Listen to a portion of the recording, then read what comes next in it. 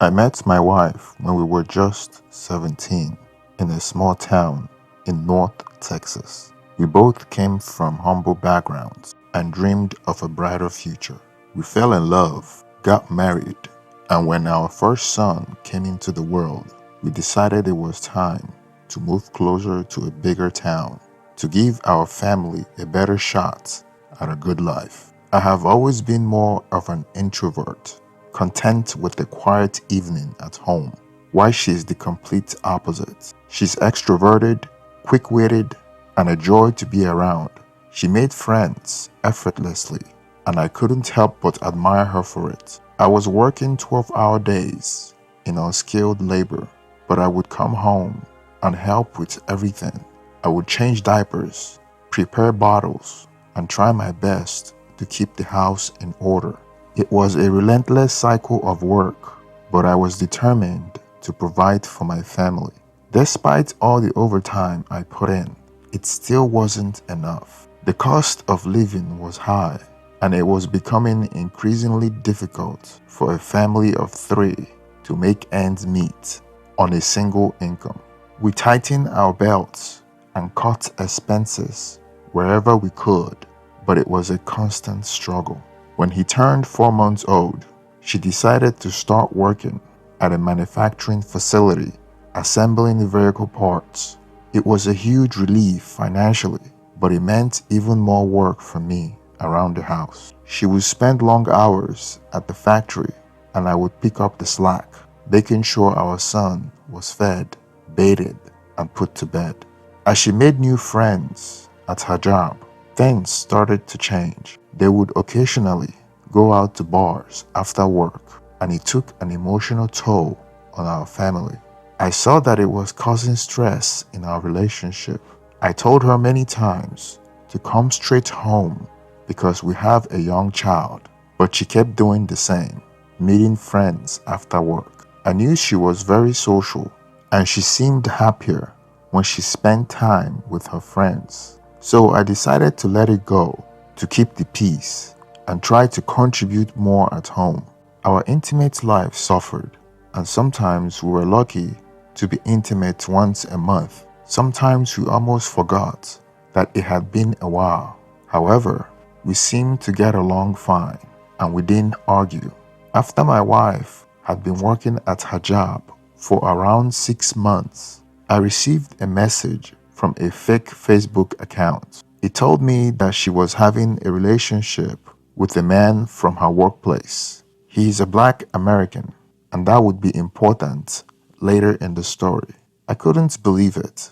The message also had a link to the man she was involved with. I felt devastated. Suddenly, everything made sense to me. Why she was coming home late from work. I was angry that she had left me and our baby at home to be with someone else. When she returned home that night, I confronted her about the Facebook message. She admitted it was true. It turned out she had been going to him after work, and the affair had been happening for about 2 months. We had a really big fight, and we said a lot of hurtful things to each other. It seemed like she was angrier about someone revealing her affair from work than feeling sorry for hurting our family. That night, she slept in the living room, and I stayed in the bedroom in our tiny apartment. I will always remember that night because our baby cried all night and I couldn't get any sleep. My job was physically demanding, and I needed a good amount of sleep. I still went to work, exhausted, because I couldn't afford to miss work since we were barely making ends meet. The day after, while she was at work, I heard things got pretty heated because she suspected who had sent the message to me. There were a lot of women working there, so it turned into a big argument with different groups forming. The black and the Mexican women were on one side, and the white women were on the other side. She had mentioned this division to me before, but I didn't realize it involved some actual dynamics as well. It turned into a real drama, and everyone in the company found out about it. The company was already short-staffed, and they didn't want to fire anyone when they heard about the conflict. So they decided to send everyone home and warn them to leave any personal conflict outside of work.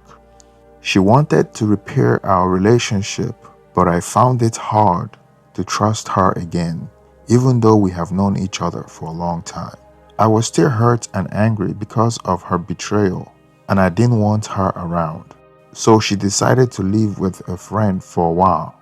As time passed, we both realized that being overworked had taken a toll on our relationship, so it had played a significant role in our breakup. When she left to stay with her friend, it became nearly impossible to share parental responsibilities. After a month of being apart, we decided to try and work things out. She told me that she was committed to fixing our relationship, and as a condition for her return to our apartment and work on our relationship, she went no contact with her affair partner and quit her job. It didn't take her long to find a new job, and she moved back in. Things seemed to return to normal, but I never fully trusted her again. I always kept an eye on her. She behaved better and interacted less with people at work, which made me believe she had learned her lesson. I couldn't say that I trusted her as much as I used to, because I now know what she was capable of doing. She made a real effort to earn my trust back. She started doing more around the house and come home early from work. I kept a close watch on her phone and social media accounts, but I didn't see any sign of her being in contact with her affair partner. So I began to let my guard down. We fell into a routine, discussing ways to improve our family financial situation. We decided that I should enroll in a trade school to become a master plumber, hoping it would increase our earning potential. As I juggled school and part-time work with household chores when I got home, our schedules became hectic and we had less time for each other. Still, we maintained a physical relationship, and it didn't come as a surprise when she got pregnant. She was on the heavier side, which made it take 2 months for her to realize she was pregnant. When we got the news, we were excited, but I couldn't help but worry about the added financial strain on our family. It meant we had to work even harder. The thought that the pregnancy might not be mine did come across my mind, but I had no evidence to support it, and our relationship seemed to be going smoothly. Fast forward a few months from our early struggles, when my wife was 9 months pregnant with our second child. Despite the hardships we faced, we had come a long way, and I was determined to put the past behind us. I was nervous, though, about the prospect of having another child. The weight of responsibility and financial worries pressed down on me. However, she assured me that we would make it work. As we entered the labor room, I couldn't help but feel a mix of excitement and anxiety. The memories of our first childbirth experience were vivid, but this time I was better prepared. Her grip on my hand was firm, and her determination shone through as she went through the labor pains. The atmosphere in the labor room was tense as the contraction grew more intense. She was in the throes of pain, and I was right there by her side, offering words of encouragement and support. But then, the unexpected happened. As the baby finally emerged, my heart skipped a beat when I saw the child. This little one had a different skin tone, noticeably mixed, which didn't match mine or hers.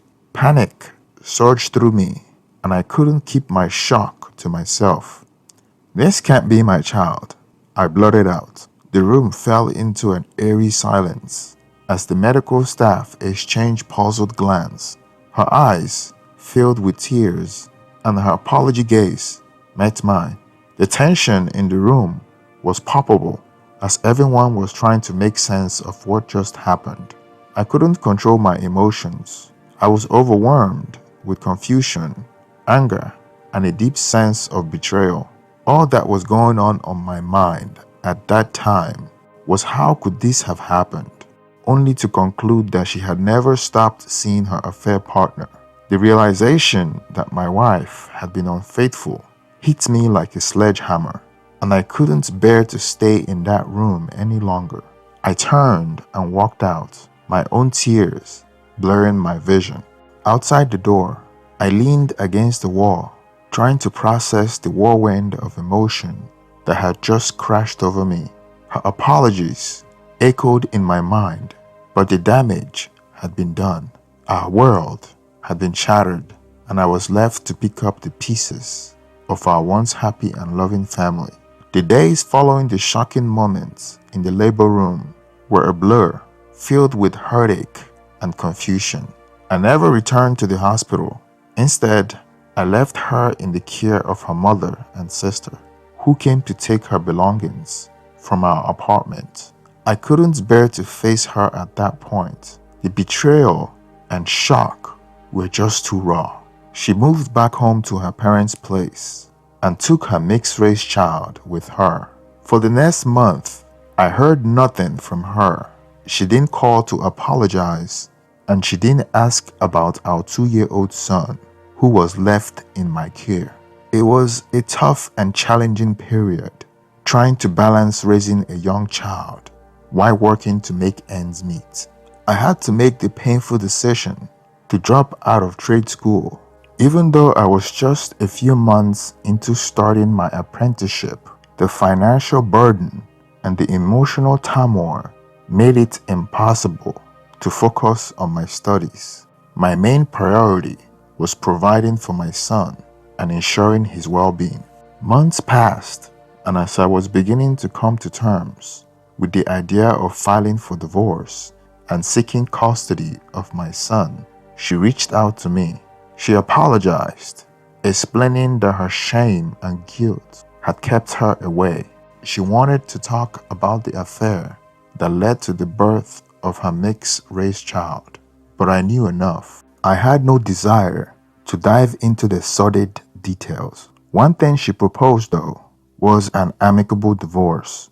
We agreed that we didn't have the funds to hire lawyers. The financial burden was already crushing us, and it made sense to avoid adding costly legal fees to the mix. We agreed to work through the process as peacefully as possible, with the well-being of our son as our top priority. The road ahead remained uncertain, but at least we had made the first step toward a resolution that would hopefully allow me to share responsibility of my child and continue my education. Probably would never forget this pain, but my focus right now is to finalize the divorce and share custody of my son to give me the time to go back to school and finish so I can start earning more money.